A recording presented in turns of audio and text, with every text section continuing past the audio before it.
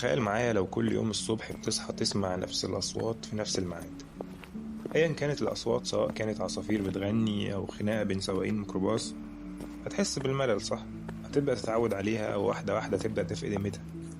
ما بالك بقى لو الأصوات المكررة دي أصوات سخيفة زي الضحك المسجل في المسلسلات؟ مين فينا بيحب الضحك المسجل ده؟ سألت ناس من كل الفئات، طلاب، عمال، أساتذة جامعة، صناعية، بوابين، وكلهم أجمعوا إن الضحك المسجل ده شيء مستفز جدا. طب لو كل الناس دي بتكرهه، ليه لسه موجود في البرامج والمسلسلات الكوميدية، أو على الأقل فضل فترة كبيرة جدا موجود؟ اللي الناس ما تعرفوش إن وجوده أبدا مش عشوائي، بل إنه وراه دراسة نفسية قوية جدا. الأبحاث بتقول إن الضحك المسجل ده بيخلي الناس تضحك أكتر، وبيوهمها إن المشهد مضحك حتى لو الإفيه كان ضعيف. يعني مش بس بيضيف، لا ده كمان بيعوض عن ضعف المحتوى. لكن ليه مخنا ممكن يصدق الضحك المزيف ده على الرغم من إنه عارف إنه مش حقيقي؟ هنا بيدخل مبدأ نفسي مهم جدا اسمه البرهان الاجتماعي. يعني ببساطة إحنا كبشر بنحدد التصرف الصح بناء على أفعال الناس التانية اللي بنشوفها. يعني مثلا لو دخلت القهوة ولقيت كل الناس بتسيب كوبايات الشاي الفاضية تحت الكراسي، هتلاقي نفسك تلقائيا بتعمل زيهم.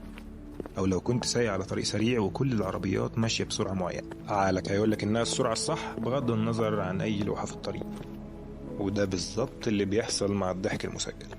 لما ودنك تسمع ضحك في الخلفية حتى لو عارف إنه مزيف، مخك بيفهمها على إنها إشارة إن دي حاجة مضحكة، يبقى أنا لازم أضحك أو أحس إن الموضوع فعلا مضحك. في تجربة علمية غريبة جدا اتعملت أكدت الفكرة دي. العلماء لقوا إن أنثى الديك الرومي بتفرق بين أطفالها وبين أعدائها عن طريق الصوت اللي بتصدره الكتاكيت الصغيرة. فقرر العلماء إنهم يصنعوا دمية على شكل مفترس معين، وزرعوا جواها جهاز بيطلع صوت الكتاكيت.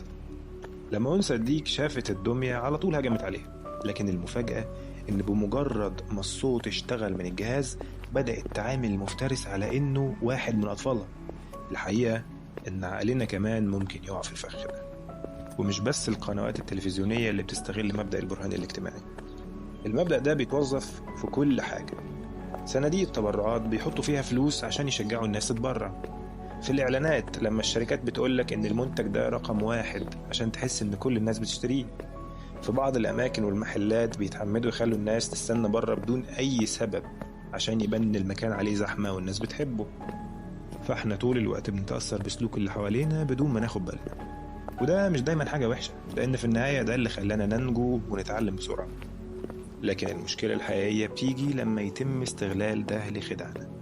فالمرة الجاية لما تلاقي نفسك بتضحك مع اللي بيضحكوا، أو بتشتري من مكان عليه زحمة، اسأل نفسك، هو أنا بجد عاوز ده ولا أنا بس ماشي مع التيار؟ وفي نهاية الفيديو حابب أشكرك عشان وصلت لحد هنا، وما تنساش لو عجبك الفيديو تدوس لايك، تشترك في القناة، وأشوفكم على خير في حلقة جديدة في الشارع.